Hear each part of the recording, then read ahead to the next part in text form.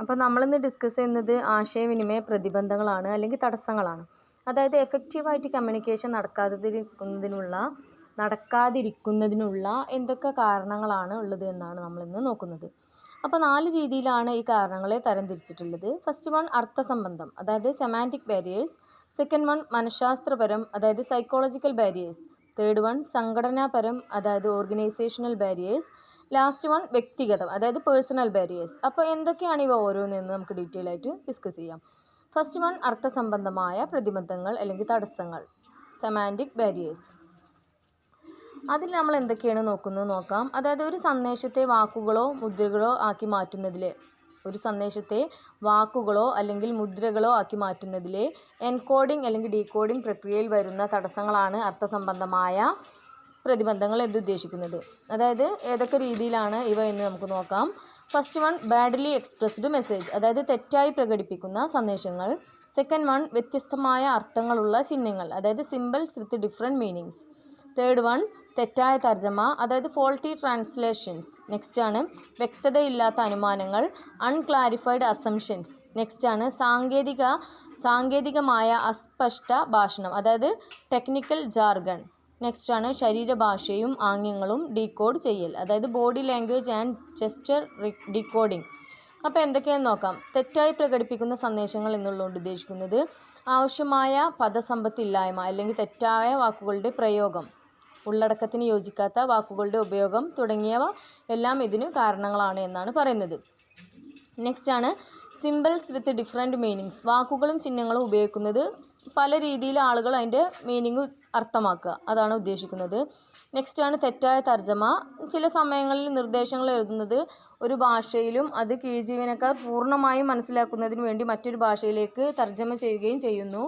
അത് 2 ഭാഷയിലും ഒരുപോലെ പരിജ്ഞാനമില്ലാത്ത വ്യക്തിയാണ് തർജ്ജമ ചെയ്യുന്നതെങ്കിൽ ആശയവിനിമയത്തിൽ പല പാഴപ്പിഴകളും സംഭവിക്കും എന്നാണ് ഉദ്ദേശിക്കുന്നത്. എഴുതിയ കാര്യമാവില്ല, പിന്നെ നമ്മൾ എന്ത് ചെയ്യുക, അത് ട്രാൻസ്ലേറ്റ് ചെയ്ത് വരുമ്പോൾ അതിൻ്റെ മീനിങ് ഉദ്ദേശിക്കാം.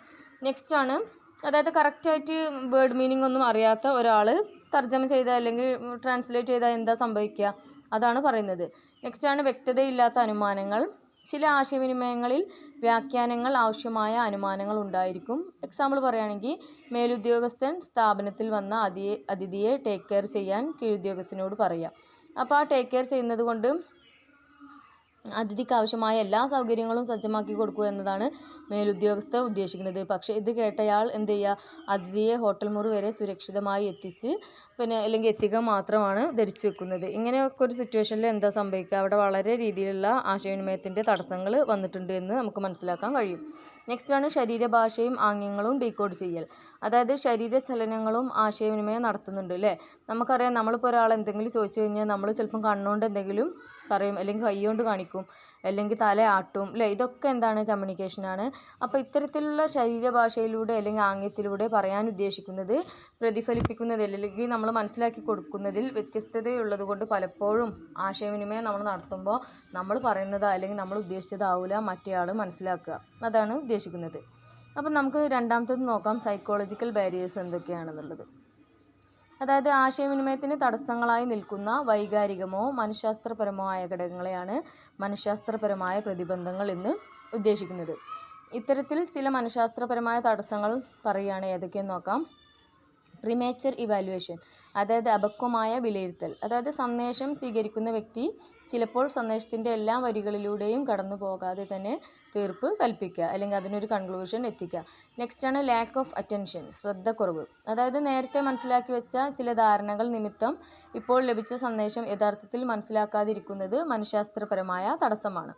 നെക്സ്റ്റ് ആണ് loss by transmission and poor retention, അതായത് മോശമായ ഓർമ്മക്കുറവും സംപ്രേഷണത്തിൽ നഷ്ടം സംഭവിക്കലും, അതായത് വിവിധ തലങ്ങളിലൂടെ തുടർച്ചയായി ആശയവിനിമയം കടന്നു പോകുമ്പോൾ സന്ദേശത്തിൽ ഭാഗികമായ നഷ്ടപ്പെടൽ ഉണ്ടാവുന്നതിനോ തെറ്റായ വിവരങ്ങൾ സംപ്രേഷണം ചെയ്യപ്പെടുന്നതിനോ സാധ്യതയുണ്ട് എന്നാണ് പറയുന്നത്. നെക്സ്റ്റ് ആണ് വിശ്വാസമില്ലായ്മ, അതായത് ഡിസ്ട്രസ്റ്റ്, അതായത് സന്ദേശം അയക്കുന്ന വ്യക്തിയും സ്വീകരിക്കുന്ന വ്യക്തിയും തമ്മിൽ എന്തെങ്കിലും വിശ്വാസക്കുറവുണ്ടെങ്കിൽ അതൊരു തടസ്സമായി നിലകൊള്ളും. പരസ്പര വിശ്വാസമില്ലെങ്കിൽ സന്ദേശം യഥാർത്ഥത്തിൽ ഗ്രഹിക്കാനിടയില്ല അല്ലെങ്കിൽ കേൾക്കാൻ ഉദ്ദേശിക്കില്ല എന്നാണ് പറയുന്നത്.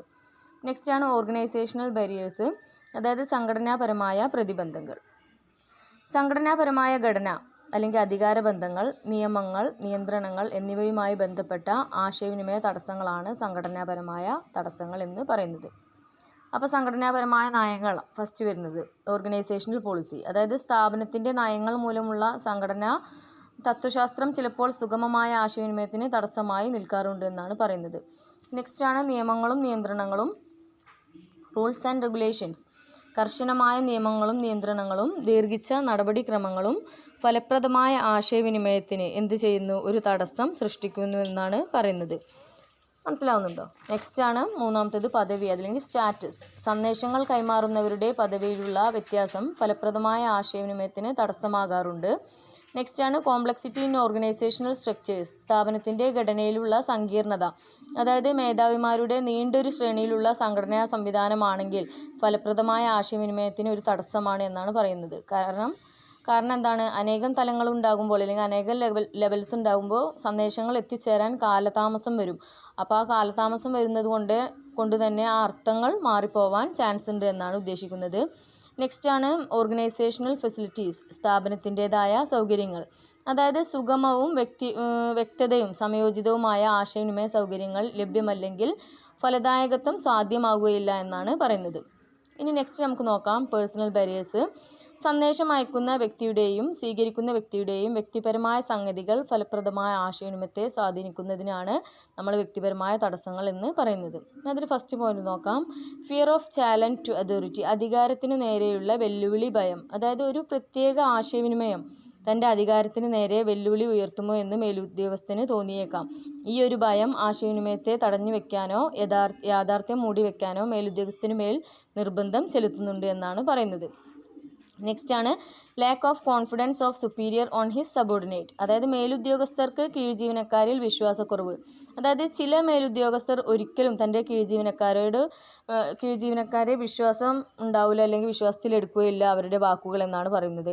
ഇത്തരത്തിലുള്ള കീഴ്ജീവനക്കാരുടെ അഭിപ്രായങ്ങളോ അല്ലെങ്കിൽ ഉപദേശങ്ങളോ തേടാൻ എന്ത് ചെയ്യും? മേലുദ്യോഗസ്ഥന്മാർക്ക് ഒരു മനസ്സുണ്ടാവില്ല. അതുതന്നെ അവരുടെ പദവി കുറയുമോ എന്നവർക്ക് ഒരു തോന്നൽ ഉണ്ടാവാൻ സാധ്യതയുണ്ട് എന്നാണ് പറയുന്നത്. നെക്സ്റ്റ് പോയിന്റ് ആണ് അൺവില്ലിങ്നെസ് ടു കമ്മ്യൂണിക്കേറ്റ്. ആശയവിനിമയത്തിന് സന്നദ്ധതയില്ലായ്മ. അതായത് ചില ജോലിക്കാർ തങ്ങളുടെ മേലുദ്യോഗസ്ഥരുമായി ആശയവിനിമയം നടത്തുകയില്ല. അവരുടെ താല്പര്യങ്ങൾക്ക് വിപരീതമായി അത് ഭവിക്കുമോ എന്ന ഭയമാണ് ഇതിന് കാരണം. ഒരു ടെൻഷൻ ഉണ്ടാവും മേലുദ്യോഗസ്ഥരോട് സംസാരിക്കാനും അല്ലെങ്കിൽ അവരോട് എന്തെങ്കിലും പറയാനൊക്കെ ഒരു പേടി. അങ്ങനത്തെ ചില ജീവനക്കാരുണ്ടാവും. അപ്പോൾ തന്നെ അവിടെ എന്ത് നടക്കൂല? കമ്മ്യൂണിക്കേഷൻ നടക്കൂല എന്നാണ് പറയുന്നത്. നെക്സ്റ്റ് പറയുന്നത് എന്താണെന്ന് വെച്ച് കഴിഞ്ഞാൽ ലാസ്റ്റ് വൺ വേണ്ടത്ര പ്രേരകങ്ങളുടെ അഭാവം. അതായത് കീഴ്ജീവനക്കാരെ വേണ്ടത്ര രീതിയിൽ പ്രചോദിപ്പിക്കുകയോ അവർക്ക് ആനുകൂല്യങ്ങൾ നൽകുകയോ ചെയ്യുന്നില്ലെങ്കിൽ അവർ ആശയവിനിമയത്തിന് മുൻകൈ എടുത്തില്ലെന്ന് വരാമെന്നാണ് പറയുന്നത്. എക്സാമ്പിൾ പറയുകയാണെങ്കിൽ ജീവനക്കാരുടെ നിർദ്ദേശങ്ങൾക്ക് വേണ്ട രീതിയിലുള്ള പ്രതിഫലമോ പ്രശംസയോ നൽകുന്നില്ലെങ്കിൽ അവർ ഉപകാരപ്രദമായ നിർദ്ദേശങ്ങൾ നൽകിയെന്ന് വരില്ല. ഇത് കുറച്ച് വലിയൊരു ടോപ്പിക്കാണ്. കൂടാതെ വളരെ ഇമ്പോർട്ടൻ്റ് ആയിട്ടുള്ള ടോപ്പിക്കുമാണ്. അപ്പോൾ എന്ത് ചെയ്യുക? കറക്റ്റായിട്ട് ഇത് പഠിക്കുക. എല്ലാ എക്സാമിനും മസ്റ്റായിട്ട് വരുന്ന ടോപ്പിക്കാണ് barriers to effective communication. Okay.